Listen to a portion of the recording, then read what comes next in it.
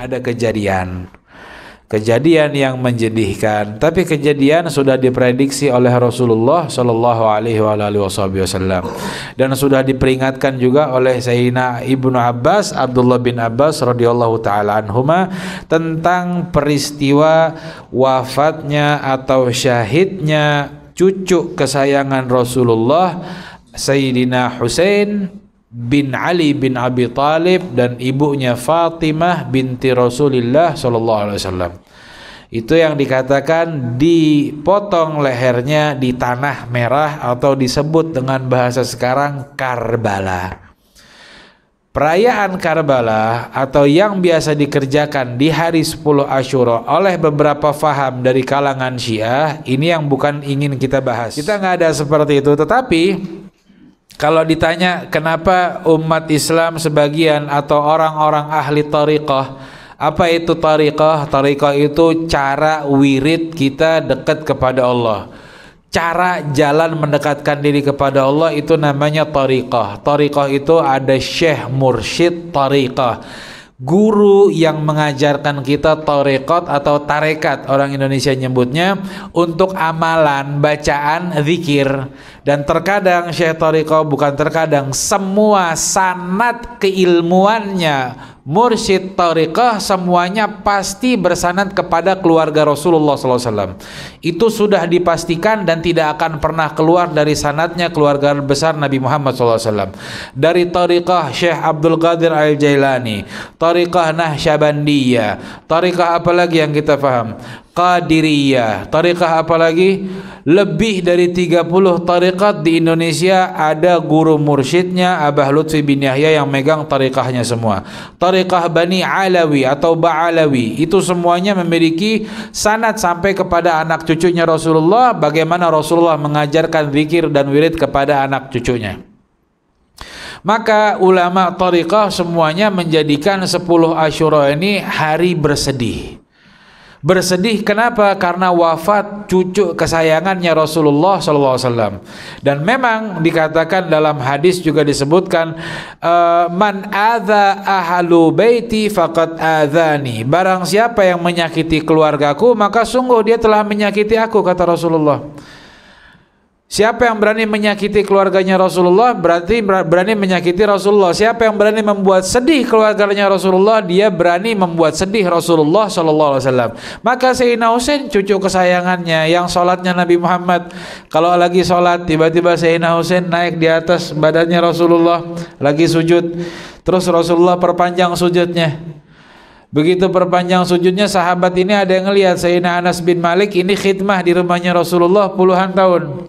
Ngelihat, aduh ini Rasulullah lagi sholat, cucunya main di atas badannya lagi sujud. Rasulullah lama bangun karena cucunya lagi ada di atasnya. Maka sahabat ini pengen ambil. Rasulullah lihat dalam keadaan sholat, Rasulullah kasih isyarat, jangan diambil, biarin. Begitu sayangnya Rasulullah dalam keadaan sholat pun memanjangkan sujudnya karena nggak mau ganggu cucunya sedang Dalam riwayat, mungkin kalau ini dilaksanakan atau dikerjakan di Timika aja, contohnya ini akan jadi timbul fitnah yang luar biasa.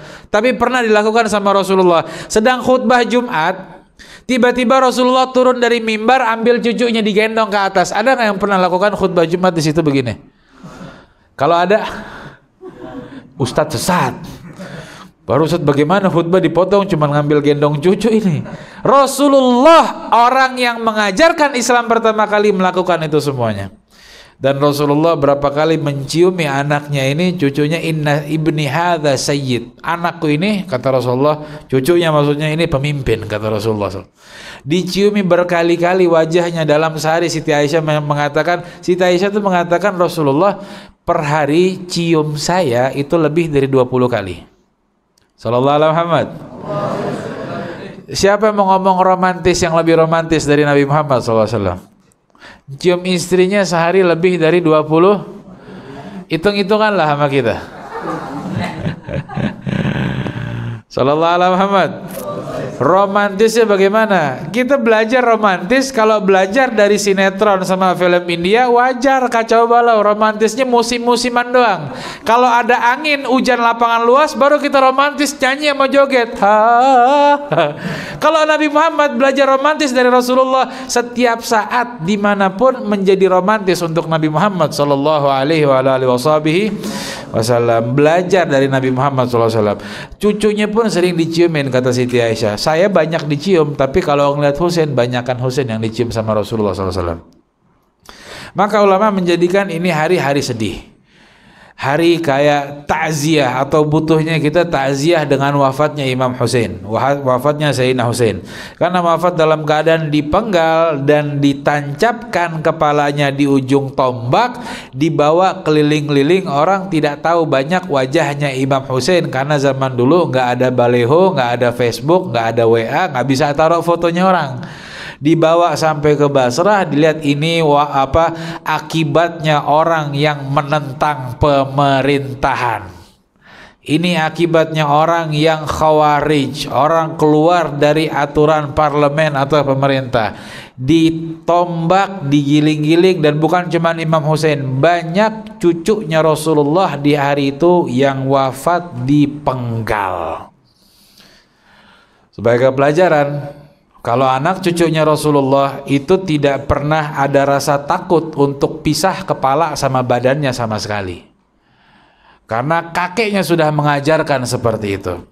Tetapi anaknya Sayyidina Husain, Ali Zainal Abidin, itu yang tidak pernah membahas sedikit pun tentang kejadian kasus ayahanda tercintanya, tidak pernah dibahas sama sekali, tapi yang dibahas malah fokus ke ilmu, malah fokus ke ibadah, malah fokus membangun umat menjadi umat yang beribadah kepada Allah dengan baik tanpa harus mengungkit-ungkit hal tersebut. Kenapa? Sadar diri kalau saya bahas, mungkin saya bahasnya dengan emosi.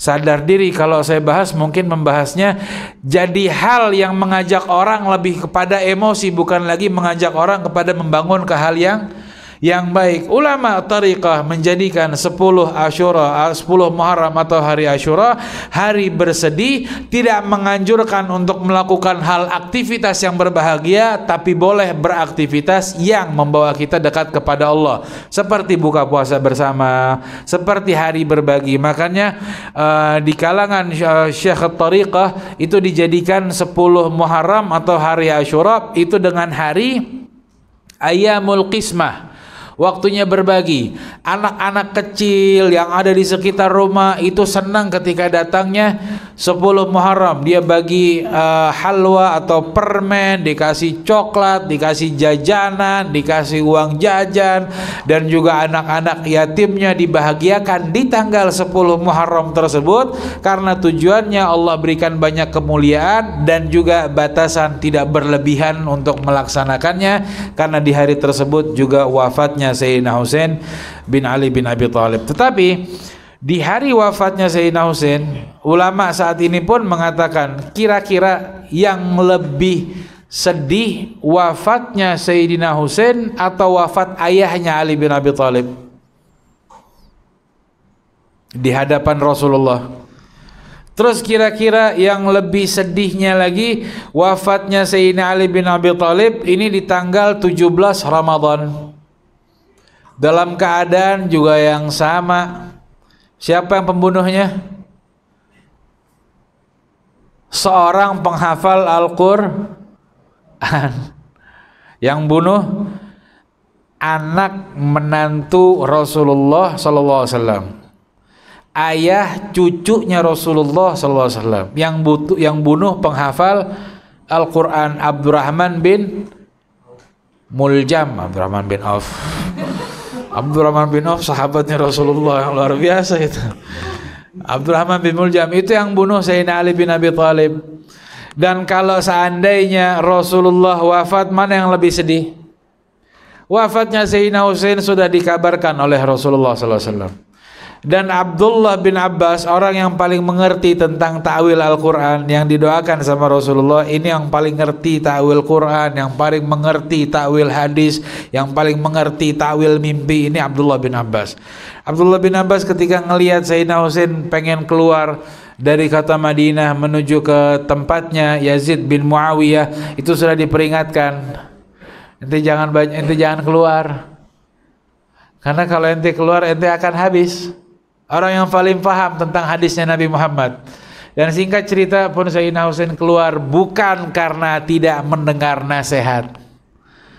Sayyidina Husain keluar bukan karena orang yang membangkang. Sayyidina Husain, anak cucu Rasulullah, belajar ilmu agama dari ayahnya dan banyak dari sahabatnya, dan mengambil langsung dari Rasulullah. Keluar bukan menunjukkan dirinya membangkang, tapi keluar menunjukkan dirinya harus berjuang demi kebaikan umat selanjutnya. Dan sekaligus pesan, kalau anak cucu Rasulullah tidak lagi memiliki kepentingan dalam urusan pemimpinan negara, cukup batasannya sebagai penasehat. Cukup saya yang terpenggal kepalanya, jangan kalian pun terpenggal kepalanya karena apa yang saya lakukan. Sebagai pesan yang sangat luar biasa untuk anak cucunya Rasulullah Sallallahu Alaihi Wasallam. Artinya banyak-banyak fokus di hal-hal yang baik saja. Ini yang diajarkan oleh Rasulullah Sallallahu Alaihi Wasallam.